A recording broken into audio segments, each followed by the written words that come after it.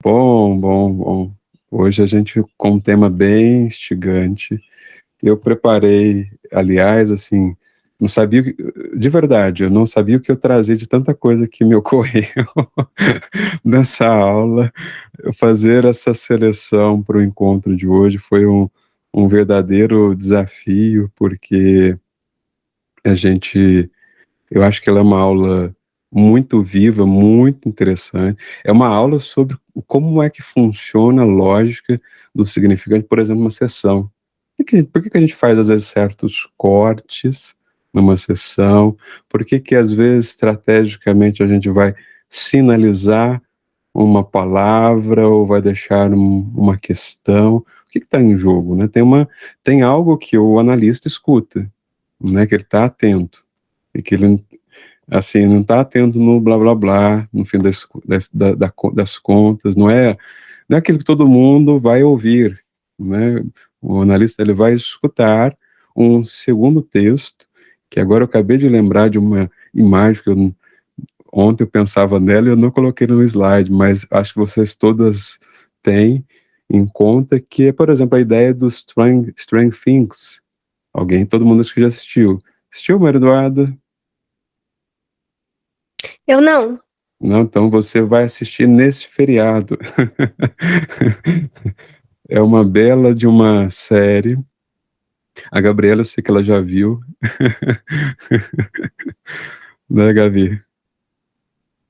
Eu adoro, né? Aí, por um momento você levou um tempo para responder. Eu falei assim, eu acho que ela está no outro lado, no outro mundo. O Pode mundo acontecer. invertido. Mundo Tá lá invertido. no mundo invertido, né, Gabi? Eu gosto. Foi muito legal essa Nossa, temporada. Valendo a pena. pode assistir, Duda, você vai gostar, é muito bom. Vai gostar muito. Aliás, e para quem está... Pode falar, Maria. Eu vou assistir, sim. Você vai gostar, é muito bacana. E para quem não assistiu e vai estar nos assistindo, vai assistir depois que terminar de assistir essa lição, essa aula de hoje, porque vale muito a pena, dá para a gente pensar o que é esses dois universos que são verdadeiros mundos invertidos. O analista, ele escuta esse mundo invertido para fazer uma associação. E é nesse mundo invertido que a gente convoca um sujeito que está ali, né? Está ali circulando, tem coisas acontecendo, vamos pensar assim na proposta que eles vão fazer, deixa eu só ampliar isso, na proposta que eles vão fazer de trabalhar essa ideia do mundo invertido, né, que tem explosões, tem coisas acontecendo, aquilo está invadindo o mundo, entre aspas, real. É um bom exemplo do que acontece no inconsciente. Tem coisas acontecendo, querendo, né, se realizar, né, tem vida, muita vida ali, e é aquilo que de alguma forma vai controlar, entre aspas, a nossa existência, né? A gente vai ver como que o Lacan retoma o próprio Descartes, mais uma vez, na história. Então, assim, para quem não leu, vale a pena. Eu acho que eu não coloquei, Gabriel, se eu não coloquei, você vai me lembrar depois, o discurso do método, que no Descartes, a gente conseguiu a versão em PDF dele, recentemente.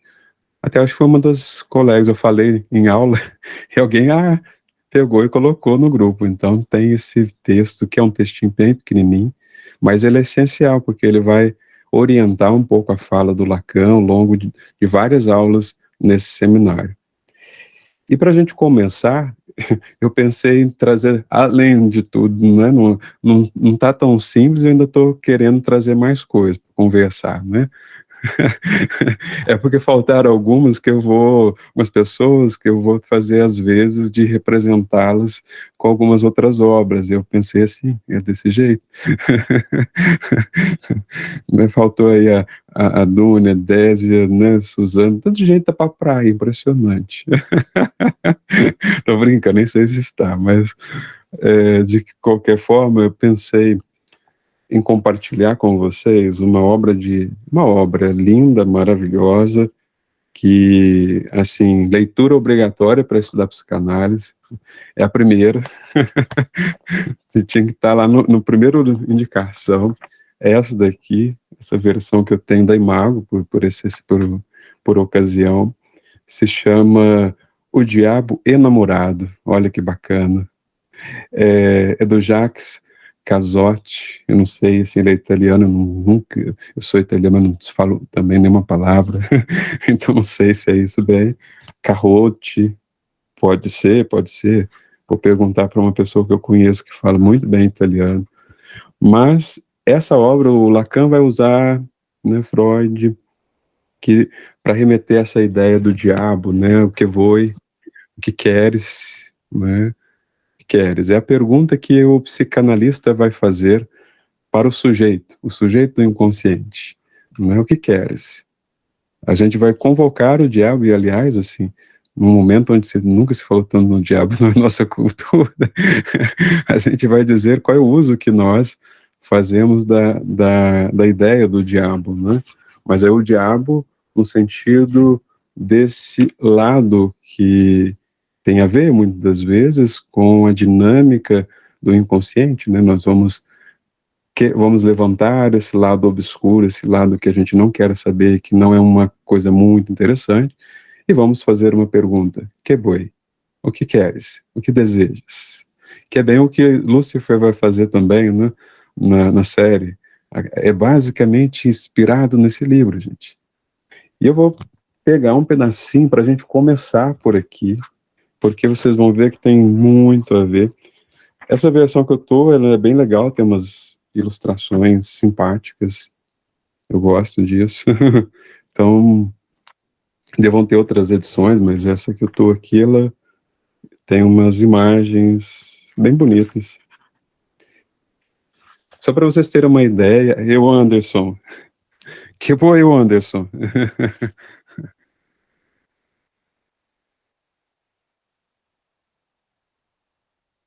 Jamil, eu tô tentando achar o áudio que tá muito baixo. Tá baixo para Boa tarde você? para todos vocês. Agora eu coloquei o fone e eu tô conseguindo ouvir. É que eu tô conectando do celular, e o celular costuma, em alguns momentos, quando eu conecto por esse aplicativo, ficar um pouco mais baixo. Aí, normalmente, eu reconecto e retomo. Mas agora com o fone eu tô conseguindo ouvir bem. Beleza, que bom.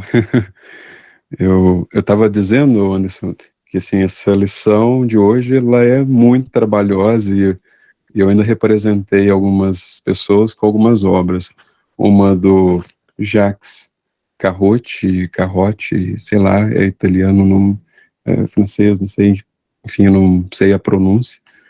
Mas é com essa obra que a gente vai ouvir muito essa expressão, o que queres, o que desejas, que boi, que a gente vai usar muito em psicanálise, que a gente vai, nós vamos sim fazer esse movimento de convocar os demônios, né, internos, interiores, mas para fazer uma pergunta: o que queres? Né? Não, é claro que aqui nós não estamos falando do demônio numa visão cristã da coisa, né, mas é algo, né, assim, que a gente vai, assim, ter uma outra ideia. Vou pegar um pedacinho só para a gente aquecer e começar. Aos 25 anos, eu era capitão das guardas do rei de Nápoles. Vivíamos quase sempre entre companheiros e como rapazes, das mulheres e do jogo, enquanto houvesse dinheiro. E filosofávamos em nosso quartel quando já estávamos sem recursos. Uma noite, tendo nos esgotado com discussões de todo tipo em torno de uma pequenina garrafa de vinho e de umas castanhas secas, a conversa passou para a cabala e os cabalistas. Entre nós, um a considerava como ciência verdadeira, cujas operações eram exatas. 4 dos mais jovens mostravam-lhe que era um monte de absurdos. uma fonte de embustes ótimos para enganar os crédulos e divertir as crianças. O mais velho do grupo, de origem flamenga, fumava distraído seu cachimbo e não dizia uma única palavra. Seu ar frio e seu alinhamento eram um espetáculo para mim. Em meio à algazarra dissonante que nos aturdia e me impedia de tomar parte numa conversa por demais desordenada para poder me interessar. Estava no quarto do fumante. A noite ia caminhando, o grupo se afastou e ficamos a sós, o companheiro mais velho e eu. Ele continuou a fumar flumergantemente. Eu fiquei ali com os cotovelos apoiados na mesa, sem dizer nada. Enfim, ele quebrou o silêncio. Jovem, disse-me, você acaba de ouvir muito barulho. Por que se retirou dessa confusão? É que prefiro calar-me a aprovar ou criticar aquilo que não conheço, respondi. Eu nem sequer sei o que significa a palavra cabala. Ela possui vários significados, respondeu-me. Porém, não é deles que se trata, é da coisa em si. Você julga possível existir uma ciência que ensine a transformar os metais e a submeter os espíritos à nossa vontade? Não sei a respeito dos espíritos, a começar pelo meu, mas tenho certeza do que existe. Quanto aos metais, sei quanto vale um cardim no jogo. Cardim era a moeda da época, né? na Itália. No jogo, né, no Albuquerque e nos outros lugares. E nada posso afirmar ou negar sobre a essência de uns e outros, sobre as modificações e impressões de que são suscetíveis. Meu jovem companheiro, prezo sua ignorância. Ela vale tanto quanto a doutrina dos outros. Pelo menos assim, você não erra. E, se não é instruído, pode vir a ser. Sua índole, a franqueza de seu caráter, a retidão de seu espírito me agradam. Sei algo mais que comum dos homens. Jurei-me dando-me sua palavra de honra. Melhor, jure-me, dando-me sua palavra de honra, o maior segredo. Prometa-me agir com prudência e será meu discípulo. Esta proposta que me faz, meu caro soberano, me é muito grata. A curiosidade é a mais forte de minhas paixões. Confesso-lhe que naturalmente tenho pouco interesse por nossos conhecimentos comuns. Eles sempre me parecem limitados demais. E pressenti esta esfera elevada para onde quer ajudar-me a voar. Mas qual é a primeira chave da ciência que se refere? Segundo o que diziam nossos camaradas em sua disputa, são os próprios espíritos que nos instruem. Podemos, por acaso, nos relacionar com eles? Acho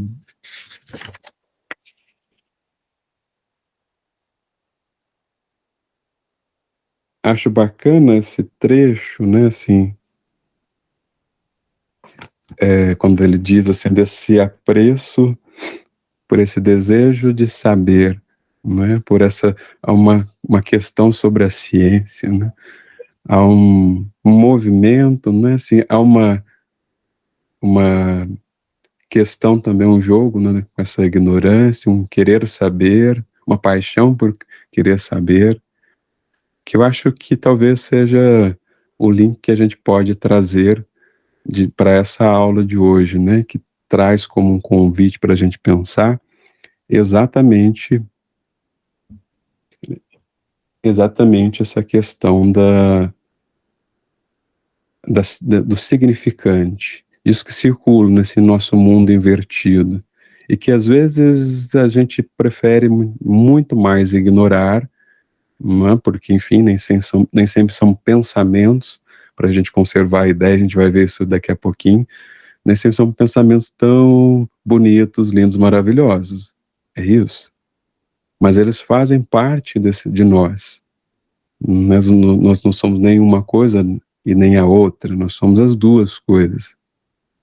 É nesse conflito que o sujeito está inserido. A gente vai falar um pouco disso. Vocês conheciam? Alguém já tinha ouvido falar? Não, mas já anotei o nome aqui. Eu já vi que você já... Eu quero. Você vai gostar, é uma obra muito bonita. Uhum. E acho que tem tudo a ver, né? Hoje ele vai nos ajudar, Carlos Drummond, puxando, batendo no microfone, Carlos Drummond de Andrade também vai nos ajudar. Enfim, eu tive que pedir ajuda porque ler Lacan, você sabe como é. Então a gente... Tem que juntar o maior número de significantes possível, né? Pois é desse jeito,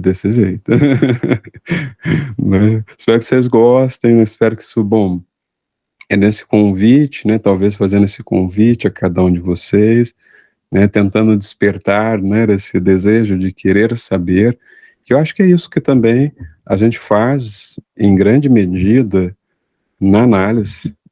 A gente convoca o tempo todo, toda a nossa estratégia é para convocar o sujeito dele estar nesse lugar de querer saber, né? E não dá para saber coisas a priori, essa é a grande questão. Nenhum manual serve para nós, para dizer ao sujeito, olha, siga por aqui, você vai ser feliz, você vai ter o seu problema resolvido. A gente sabe que não é disso que se trata. A gente também, né, vivemos isso na nossa própria pele, né, que... Janilton, eu estava pensando a esse respeito desse querer saber, né? Uhum. E assim, muita gente, a gente começa a fazer psicologia e as pessoas acham que a gente sabe tudo, enfim, né? E começam a pedir opiniões para a gente. E eu sempre encaminho para psicólogos aqui da cidade, né? Hoje mesmo eu estava conversando com uma pessoa que eu vou ver se eu consigo encaminhar. E a minha dúvida é sempre assim, para que abordagem eu encaminho? Porque eu sei que a análise não é para todo mundo, não é todo mundo que vai encarar uma análise, né? Eu sei que é difícil de fazer, né? Uhum. E aí a questão é assim, o ponto é, precisa de um sofrimento primeiro para a pessoa, né, saber se procurar uma ajuda, né? Sim. E aí, tipo, como entender que eu posso encaminhar essa pessoa para um psicanalista ou encaminhe ela para alguém ali da TCC, que é uma coisa mais sutil, uma coisa mais leve? Eu sempre fico nessa dúvida. Seria esse ponto da pessoa querer saber do problema dela? Esse seria o ponto-chave? Tipo assim, olha, ela tem curiosidade de querer saber desse problema. Ou não, isso não é um ponto-chave, assim, porque eu tô com uma pessoa para eu encaminhar que ela está num sofrimento extremo, e o sofrimento, tipo, ela joga tudo na esposa, ele, né, ele joga tudo na esposa. Ele se isenta de qualquer responsabilidade do que está acontecendo. Uhum. E eu vou tentar encaminhar ele para um colega que atende pela via da psicanálise, mas eu não sei se ele vai suportar uma, sabe? Então, seria mais por esse lado da pessoa querer saber desse sofrimento, ou só o sofrimento já basta?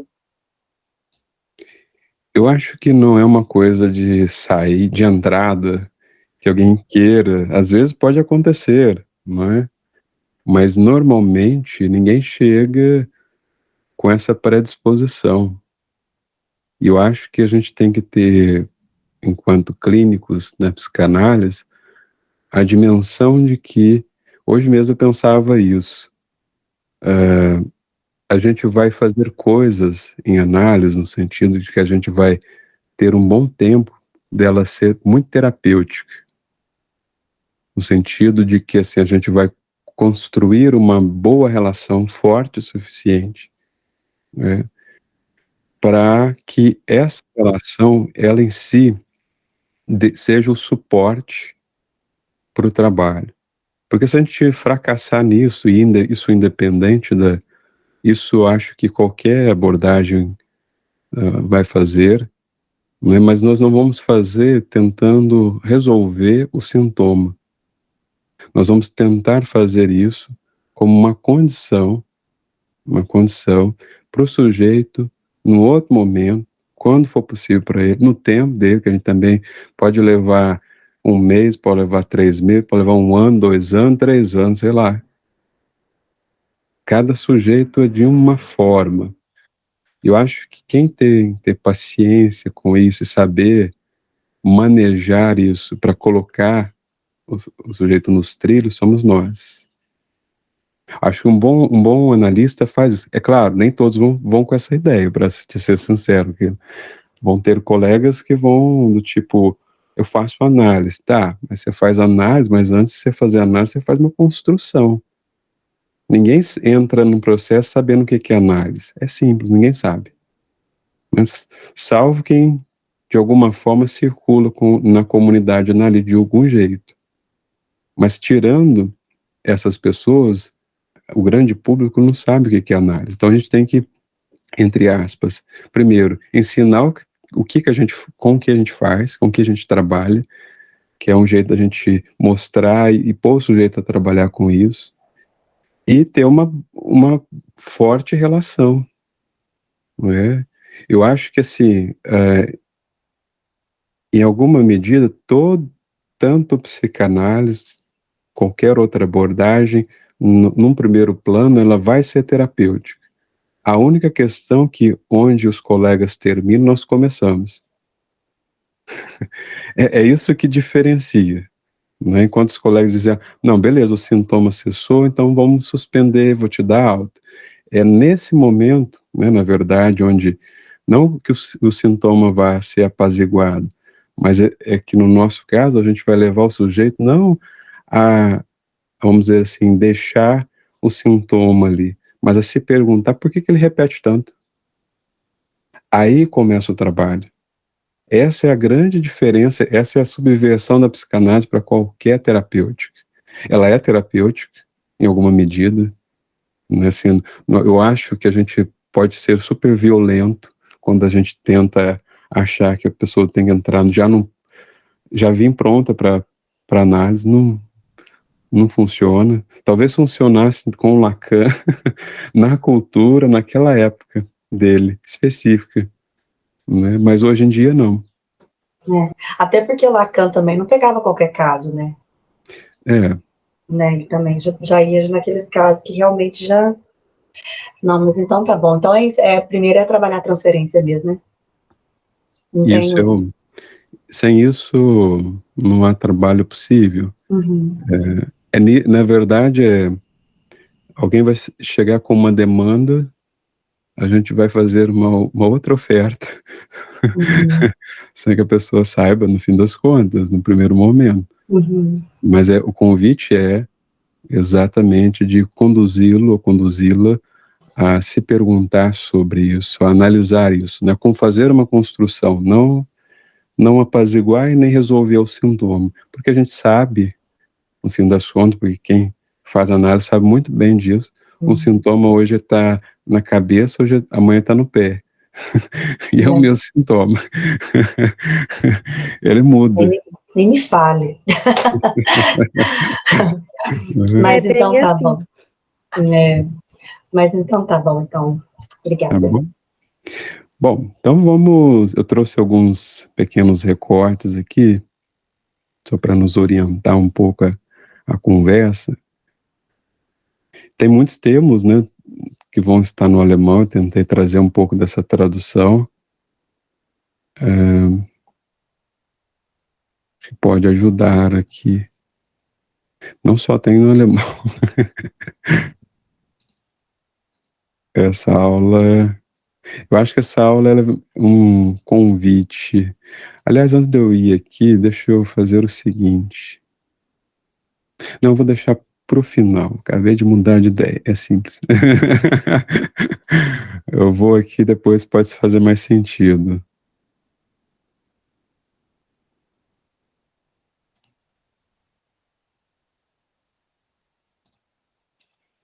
Você fica super à vontade, vou tentar ir saindo um pouquinho da tela aqui para vê-las. Mas fiquem à vontade de interromper aqui para a gente. Trouxe alguns pontos, teriam muitos, né? Mas aqui tem alguns principais dessa quarta aula.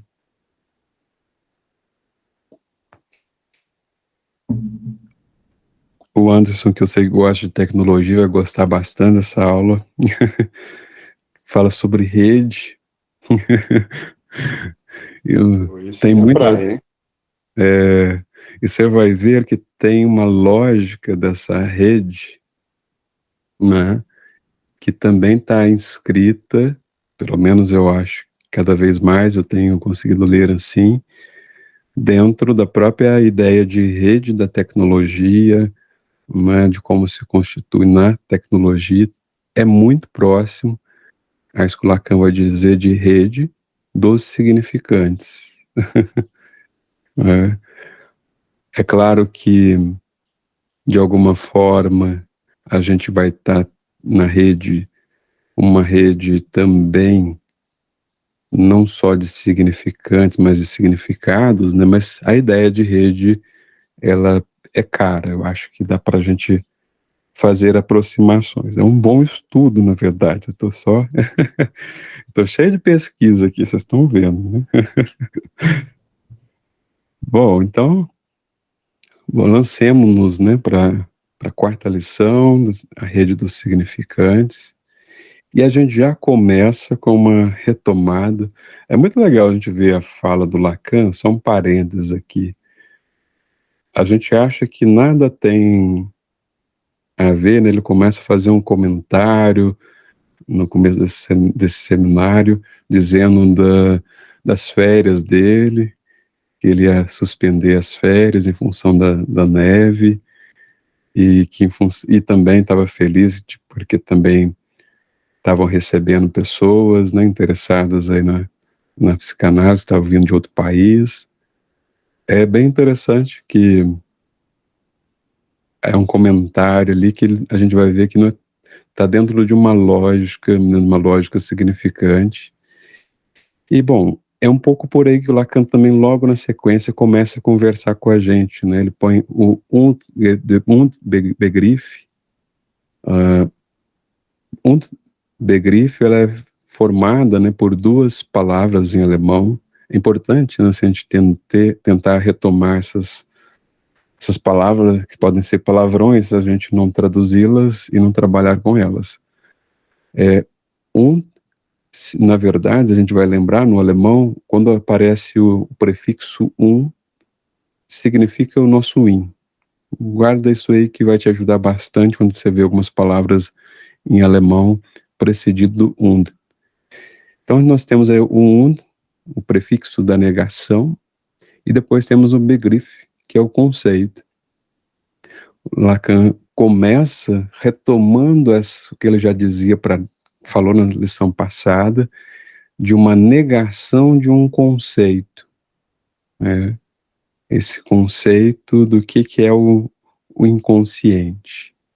É a negação de uma ideia também de consciência, que a gente viu na nossa aula passada. Que é só para a gente dar uma aquecida, o Lacan faz esse aquecimento também.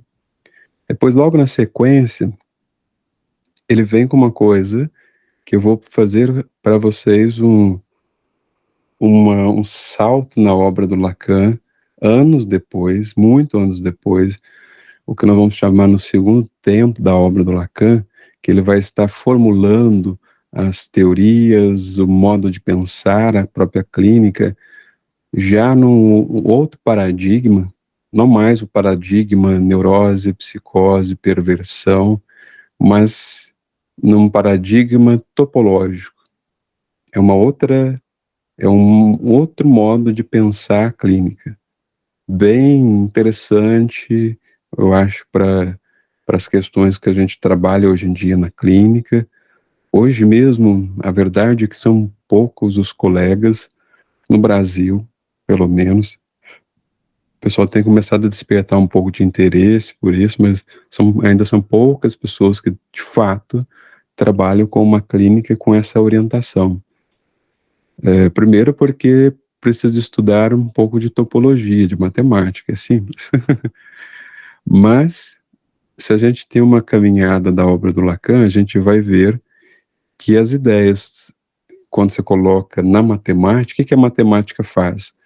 Ela traduz um conjunto de expressões em pequenos símbolos. Ela simplifica para te dar isso de uma forma bem objetiva. É exatamente o que o Lacan faz na topologia. Aqui tem um objeto topológico que vocês estão vendo aí, que é a banda de Moebius, que é uma representação matemática do que o Freud já dizia e o Lacan vai trabalhar genialmente a partir da ideia, né, de que o sujeito é exatamente o fruto desse movimento dentro, fora. No fim das contas, tem um momento que a gente não sabe se é coisas do outro, se é coisas que são nossas, e talvez sejam as duas coisas. Há pessoas que, quando a gente faz alguma intervenção marcando que pode ser as duas coisas, a pessoa, mas não tem muita lógica. Não? Tem sim. Mas aqui o Lacan vai dizer uma coisa que guardem isso aqui, vocês vão poder recuperar isso mais à frente na obra do Lacan. Aqui ele já dizendo que o sujeito o corte é o sujeito do inconsciente.